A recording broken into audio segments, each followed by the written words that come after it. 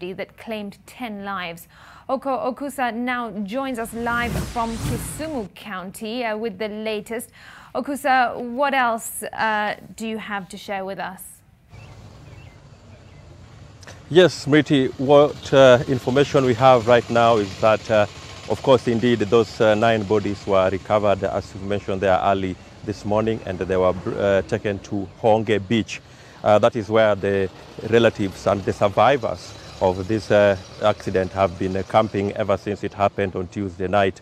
And that is where the 9 bodies were taken to. Remember, on Wednesday, another body was recovered. The first body was recovered actually on Wednesday, and it has been kept there at Honge Beach until yesterday, when it was transferred to, it was released to its to the relatives and taken to Uganda for burial. And of course, now as we speak, we are made to understand that there is a stalemate between the Kenyan authorities, specifically the Kenya Coast Guards, and the Ugandan authorities, after it emerged that last night the Ugandan authorities, that is the Uganda Revenue Authorities, confiscated 2 boats belonging to Kenyan fishermen and detained some fishermen on the other side, and that has caused some stalemate, in the sense that the Kenyan authorities are insisting that they will not be releasing the bodies to the Ugandans until the Kenyans who were arrested last night by the authorities are released, and their boats also released. So that is this current stalemate we have made to understand that is going on here. We've seen, we were made to understand that some relatives and the local police have started some negotiations on how to go about it, but the Kenya Coast Guard services have remained firm that they will not be releasing the bodies to the Ugandans until that the fate of the Kenyans who were arrested last night has been sorted out. So that is what is currently happening here, and of course we understand that again this particular rescue mission has been going on since the tragedy that was on Tuesday night, led by the Kenya Coast Guards, Kenya Revenue Authorities, police, and of course even the beach management unit officials at Honge Beach. So that is what is happening. The traders, we are made to understand, were bringing foodstuffs to Kenya, that is Usenge Beach, assorted foodstuffs. We're talking of bananas, fenesi, maize, and all that, of course, is suspected to have caused the boat to capsize. Actually, the authorities here are citing overloading could have been behind the cause of the accident, besides the strong winds that some of the survivors had spoken about. So that is what is happening here, and of course we'll be bringing our viewers up to speed with if that stalemate will be resolved before the end of today. Back to you, Smriti. Okusa, thanks very much for that update. That was NTV's Oko Okusa coming to us live from Kisumu County, bringing us up to speed with the latest, and that is that the remaining 9 bodies of those traders who drowned in Lake Victoria have been recovered. Elsewhere now, county governors have resolved to increase the availability of portable oxygen to all level 4 hospitals amidst the rising cases of COVID-19 at the devolved units. This is according to the Council of Governors chairperson, Wycliffe Oparanya, who spoke this morning on the state of preparedness at the county level to cope with the rising infections. The governor also said that the COG noted the concerns raised by health workers regarding treatment. They and their families will have a comprehensive healthcare cover. That's what he has been saying. A meeting is scheduled for Monday 23rd with the Cabinet Secretary regarding issues relating to insurance and covers as well. The COG also said that for counties to effectively fight the pandemic, the National Treasury must issue out an equitable share of revenue. In particular, Kakamega County has been tremendously affected by the pandemic. They have closed their county headquarters. And as counties, we are overwhelmed. We cannot do this without the people themselves taking a precaution. So clearly, the counties are struggling to deal with the COVID-19 pandemic. Please be sure you play your role. Wash your hands, sanitize, keep your distance from others, and also wear your mask correctly. Now, an extra role, and that of ensuring that students and pupils adhere to Ministry of Health anti-COVID protocols to curb the spread of the virus in learning institutions, awaits teachers when schools reopen. AMREF Africa CEO Githinji Gitahi, while launching a hand-washing project at the Ntarara Primary School in Kajiado South, said the second wave of infections is hitting hard, urging teachers to be more cautious. He said ignorance of the set guidelines could lead to higher infections and that a vaccination is the only known remedy to deal with the virus that has entered the second wave globally. At Ole Kajiado Boarding Primary School, the head teacher said students have adopted a new way of life under strict anti-COVID-19 protocols, despite water shortages experienced in the region. The Kajiado County Education Officer has said that so far there's been no case of student infections.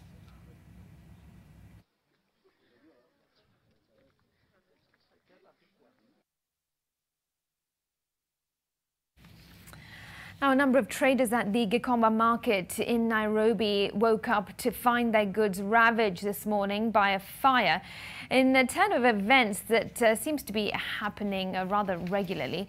Traders who still found the fire ablaze made attempts to salvage what they could amidst the billowing smoke and flames. By the time the fire was put under control, it had already caused considerable damage. Mid this year, yet another mysterious fire engulfed the renowned market, and there have been attempts to secure the market to prevent such disasters. But all indications point to the fact that more investment needs to be channeled towards that direction. Wakati nilipigiwa simu saa 10 usiku, nikakuwa na huzuni sana sababu nilishtuka. Hata kuamka nilishindwa, lakini ingawaje nilijikaza nikaamka. Kukuja Gikomba, vitu zimeungua, mashini karibu 20, mashini karibu 20 zimeungua. Kabati zilikuwa kabati karibu 25. Hili janga la moto limekuwa likituadhiri mara mingi sana. Si mara ya kwanza ama mara ya pili. Ni mara zaidi ya 4-5. Sasa jambo kama hili kitokea, huwa tunahangaika na kufinyika sana pamoja na familia zetu. Wanaona sababu wanatutegemea, na sisi kuna baadhi ya wale tunategemea hapa customer, watuletee kazi tunafanya. Moto huu kutokana na ripoti ambazo tulipata ni kwamba moto huu ulianza majira ya asubuhi na ulitokana na makosa ya vijana wa kurandaranda ambao wanalala hapa. So walikuwa wameakisha jiko kidogo ya kujipasha moto ama ili waweze kupata joto kwa sababu ya kibaridi ambacho kilikuwa usiku, na hasa pia kulikuwa na mvua. Sasa kutokana na ile kushikwa na usingizi, basi moto ukaachwa bila mwangalizi. When Consul Uyahe was sent by her husband to go buy fruits for their children, she came back to find their house empty. And since that day, on July the 4th, she's never seen her children. Since then, Consul has tried to seek help from the courts, which granted her custody of her 2 children. In these court documents that NTV has seen, her husband, identified as Nicholas Kamau Ngirishi, has, however, refused for Consul to see her children or even speak to them on phone. The two were having marital issues, which culminated in Ngirishi taking off with the 2 children. Consul, who hails from Rwanda, is asking the government to intervene so she can finally be reunited with her kids. Kuangalia kama maboda zitafunguliwa, at least nirudi nyumbani. You see, nilikuwa naona sina anything hapo. You see, nilikuwa nafanya kitu yoyote. Now, the Ministry of Industrialization and Trade Enterprise Development is scouting for 250 small and medium-sized businesses to benefit from 5.4 billion shillings worth of grant funding to accelerate their operations and scalability. This will be availed through the Kenya Industry and Entrepreneurship Project launched this morning during celebrations to mark the Africa Industrialization Day. The day, which is themed Industrialization in the Era of COVID-19 and the Africa Continental Free Trade Area, has placed emphasis on the resilience of small and medium-sized businesses in the face of significant headwinds. A portal has been launched for the businesses to apply for the grant, and also technical support from partners such as the World Bank. Aims to increase innovation and productivity in select private sector firms by strengthening existing incubators, accelerators, rapid technology skills training or boot camps, small and medium enterprises linkages, and upgrading. KIAP will also involve strengthening this innovation ecosystem and the creation of linkages between the startups and traditional industries and international networks. A section of cane farmers from Western Kenya are calling on the government to ensure that the common market for Eastern and Southern Africa, that's COMESA, safeguards on sugar, which will lapse in February 2021, are extended further. The safeguards prevent local farmers from being undercut by cheap imports from COMESA. Kenya has leaned heavily on the safeguards over the years, yet failed to sufficiently strengthen farmers' fortunes in the cane industry, a situation which now means that COMESA will be hard-pressed to grant yet another extension.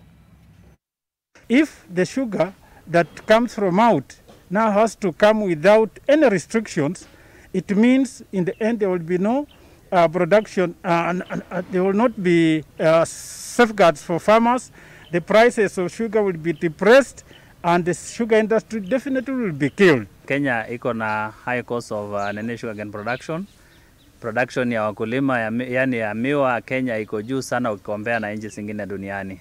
Kenya haijakuwa tayari, hata research yenyewe hawajaweza kuifanya kamili ya kuweza kuwezesha sisi wakulima kuweza kufanya competition na COMESA. A fire outbreak at Nzoia Sugar Company on Thursday night in Bungoma County has disrupted operations at the company. Firefighters managed to contain the fire even as investigations into the cause of it remains unknown. It took an hour for the firefighters at Nzoia Sugar Company to contain the spread of the fire and 2 hours to completely put it off. The fire outbreak is said to have started at the section where the final extraction of juice from the cane takes place. The managers had to shut down all the machines to stop further damage.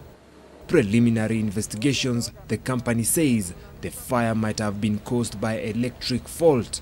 We may have had an electric fault and the sparks may have found their way to bagasse. And that bagasse runs on a conveyor belt. So that is the reason why the fire was conveyed to other parts of the factory. Besides a number of properties getting damaged, no fatalities or injuries have been reported in the incident. The factory did not stop because of the fire. We elected to stop the factory for safety concerns. So that we address the fire, we assess the damage. As you imagine, there could also be other electrical faults in other areas. So we need to get a clearance from our engineers. The cash-strapped sugar miller resumed operations this year after a 5-month maintenance break, which involved major repairs and rehabilitation works on 3 boilers, with the main areas of focus being replacement of boiler tubes, replacement of the entire refractory systems, lagging and associated plate works. It is not yet clear whether the repairs have survived the fire.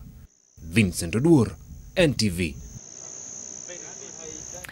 Elsewhere, Education Cabinet Secretary George Magoha has urged students to utilize skills acquired from school to create employment. Speaking while attending a graduation and launch of a state-of-the-art kitchen at the Boma International Hospitality College, Magoha encouraged graduates to be creative in order to deal with the rising cases of unemployment. He emphasized on the need to shed off the overemphasis on white-collar jobs. The CS says that government is strengthening TVETs and will enforce a change in the curriculum to bridge the gap between the skills acquired and the available opportunities. We are in the new normal, and in that new normal, nobody knows how the future is going to be. So for the graduates, it's a very tough challenge that you are being released into a market when nobody actually knows how the normal is going to be. We must unskill our children. And you unskill these children not through certification. You are actually empowering these people not to go and look for jobs elsewhere, but to create jobs for themselves. It's 1:15. Time for a quick break on NTV at 1. Stay with us.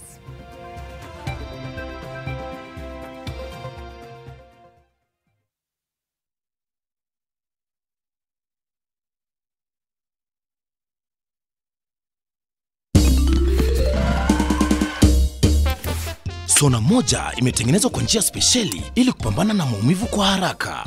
Sona moja ina aspirin kama kiungo. Sona moja, kitulizo kamili.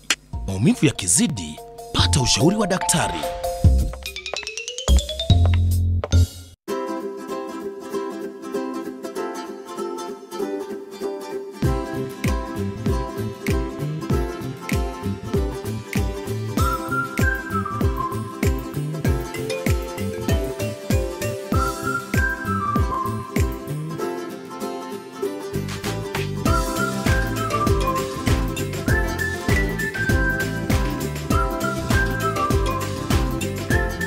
Nestle Cerevita with Grain Smart, a smart combination of vitamins, iron, and minerals that gives children the nutrients they need for a great start for school.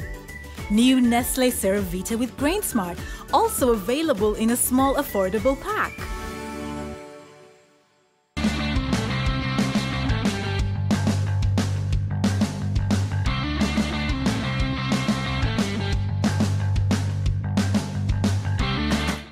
Bila worries, Chrissy na Naivas is now on with the biggest and tastiest offers this festive season.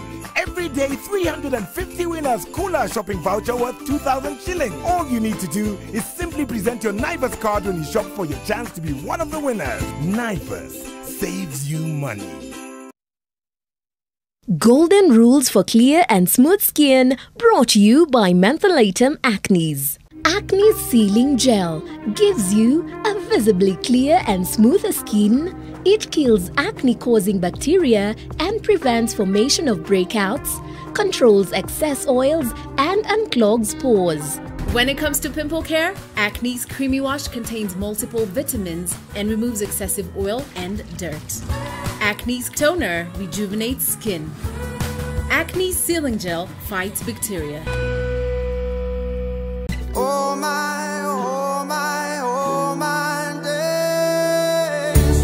Life is wonderful. Life is wonderful.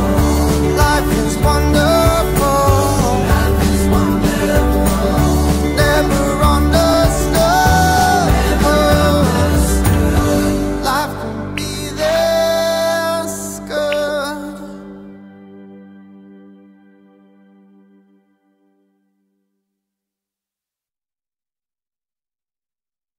Sasa anaweza kutumia namba moja kununua airtime na data kwa urahisi. Dial *334#, select 3 for buy airtime or data, enter amount, accept and continue communicating with your loved ones.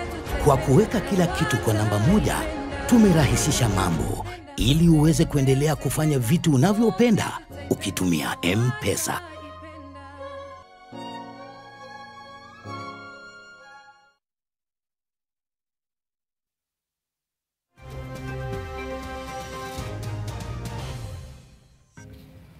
Welcome back.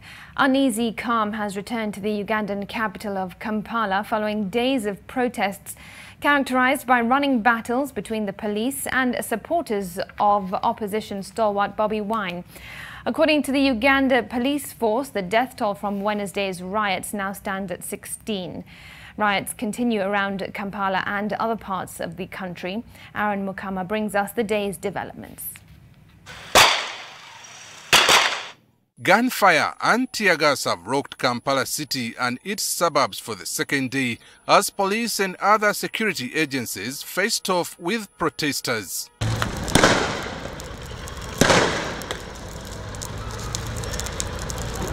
In different parts of Kampala, police fired tear gas to disperse demonstrators who had put barricades in the roads.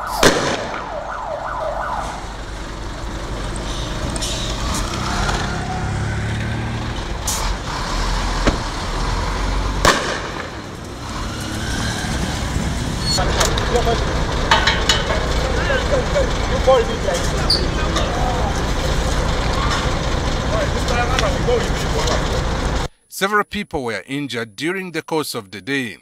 Information Minister Judith Nabakoba has appealed to Ugandans and youth specifically to abide by the law. However, the rioters continue to demand for the unconditional release of the NUP presidential candidate Robert Kyagulanyi, who is still under police custody at Nalfenya police station in Jinja. Police has confirmed that so far 16 people were killed in the violence that erupted on Wednesday following the arrest of the NUP presidential candidate Robert Kyagulanyi. And we are still analyzing and receiving reports of the casualties. Onyango says the joint operation that was conducted in Kampala and other areas was done professionally with the aim of protecting Ugandans and their property. Police says government and police vehicles were also damaged, while some police officers sustained injuries. Over 3,050 suspects have so far been arrested. Aaron Mukama, NTV. The World Health Organization chief, Dr. Tedros, has rejected allegations by Ethiopia that he was backing his native dissident Tigray region in a conflict with the central government. Ethiopia's army chief on Thursday accused the WHO boss, the country's highest profile Tigrayan abroad, of lobbying in favor of the dissident region and helping them get weapons. Meanwhile, Ethiopians have gathered in a stadium in the capital, Addis Ababa, to donate blood for troops fighting in the northern Tigray region. Ethiopia's army chief Berhanu Jula on Thursday accused WHO boss Tedros Adhanom Ghebreyesus of taking sides in the conflict in the Tigray region. The military chief also accused Tedros of leaving no stone unturned in quote to help the Tigray People's Liberation Front, TPLF, end quote. PM Abiy, last year's Nobel Prize winner, accuses the TPLF, which dominated power for 3 decades before his appointment in 2018, of seeking to destabilize his government. In his defense, Dr. Tedros says the peace of the region is a bigger priority to him and should be the same for the Ethiopian government. Tedros wrote on his Twitter that, quote, there have been reports suggesting that I am taking sides in this situation. This is not true. I want to say that I am only on one side, and that is the side of peace, end quote. But Ethiopian authorities claim that Tedros has links to TPLF as he served as health minister in the former government. Now in its 3rd week, the controversial military operation, which Abiy says is essential to restore law and order in the country, has left hundreds dead and sent thousands streaming over the border with Sudan. Ethiopians have been gathering in a stadium in the capital Addis Ababa to donate blood for troops fighting in the northern Tigray region, as authorities try to rally support for a conflict that Prime Minister Abiy Ahmed has said is going his way. Hundreds have died and thousands have fled the country since Abiy sent troops and warplanes into Tigray last week after a months-long feud with the Tigray People's Liberation Front. It's time for the sports news now. Watson's with us. Plenty of sporting action this Friday morning. Watson, tell us more. Indeed, Smriti, something very encouraging. We have some active sports right from the Nyayo National Stadium, and that's where we start, where there's a 2-day pre-trial event for the World Under-20 Championships that got underway this morning. Our reporter Yoshua Makori brings us up to date live, guys, from the Nyayo National Stadium. Yoshua Makori, what is happening at the Nyayo National Stadium this afternoon? Thanks, Watson, I'm coming to you live from here Nyayo National Stadium, mahali ambapo kunafanyika mashindano ya riadha ya wasiozidi umri wa miaka 20. Kumbuka kwamba haya mashindano ni ya mchujo tu. Mchujo wa kwanza utakuwa unafanyika mchujo mwingine mwaka ujao na mwingine wa tatu, kwa mujibu wa Barnaba Korir ambaye ni mkuu pale katika shirikisho la riadha hapa nyumbani AK. Tayari mashindano yamefanyika tangu asubuhi. Matokeo nimeyatia kwenye ile buku langu, na hapa katika matembezi ya kilomita 10 mapema alfajiri, yani asubuhi alfajiri ni alfajiri sana, asubuhi akashinda matembezi ya kilomita 10 Evanston Wanyonyi ambaye alitumia muda wa dakika 49 na sekunde 36.7.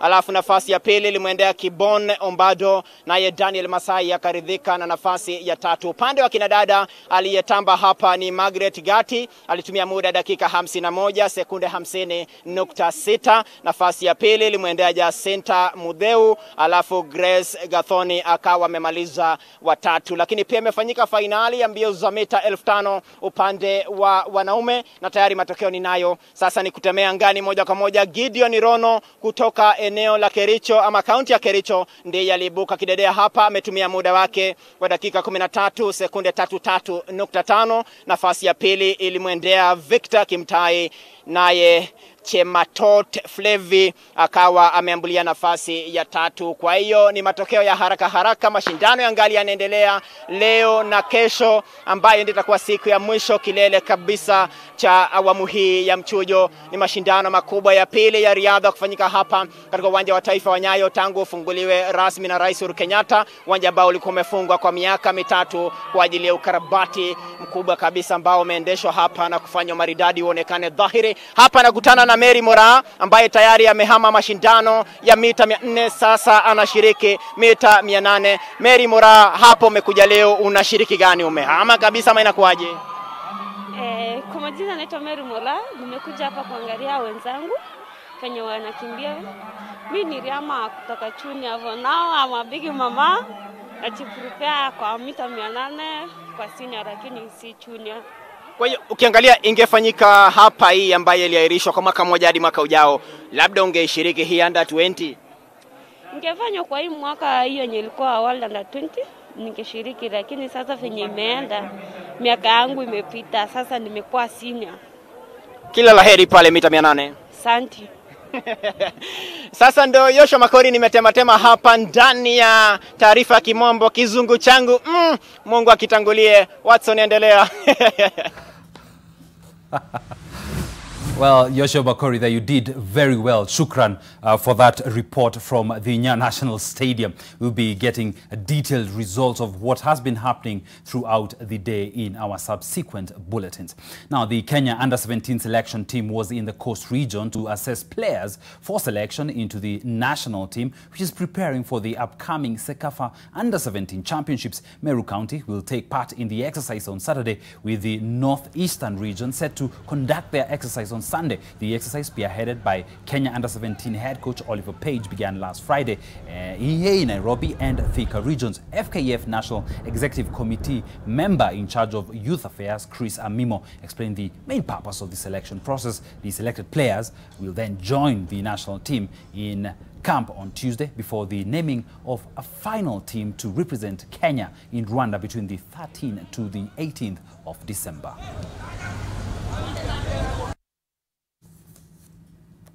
Now, Pep Guardiola has ended speculation over his Manchester City future after signing a new 2-year contract extension. Guardiola was due to be out of contract at the end of the season and has been suggested that the Spaniard might be ready to leave City. He has won 2 Premier League titles, 3 League Cups and the FA Cup with City, although winning the club's first Champions League crown has proved elusive so far. This club won in the recent past, but being all together, we won a lot and we won a lot and we won again. And the target is in this club, like in the past, is not a club won a lot of titles, is continue to try to maintain in this stature of the club as much as possible. And that's why I still have the desire to help with all fantastic players that we have. Now from one Spaniard to another, this time in tennis, and Rafael Nadal kept alive his hopes of a first ATP finals title, beating defending champion Stefanos Tsitsipas 6-4, 4-6, 6-2 in London to qualify for the last four. The Spaniard, whose haul of 86 singles titles includes just one on indoor hard courts, is chasing the biggest prize missing from his resume at the 8-man elite event. The 34-year-old has qualified for the ATP finals for a record 16 consecutive years, but has been forced to withdraw on 6 occasions. The Spaniard last month joined the absent Roger Federer on 20 Grand Slams, but his record at the end of season tournament pales in comparison with that of the Swiss and Novak Djokovic, who have won the event a combined 11 times. Sensational. These guys up, who's made his move, absolutely brilliant.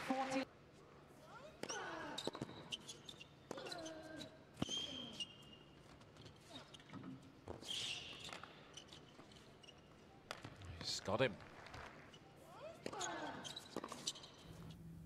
Thank you very much for your time. Have a lovely afternoon. Back to you, Smriti. Thanks, Watson. Indeed, have a great afternoon. I'm Smriti Vidyarthi. We leave it on NTV at 1, and in the meantime, keep safe.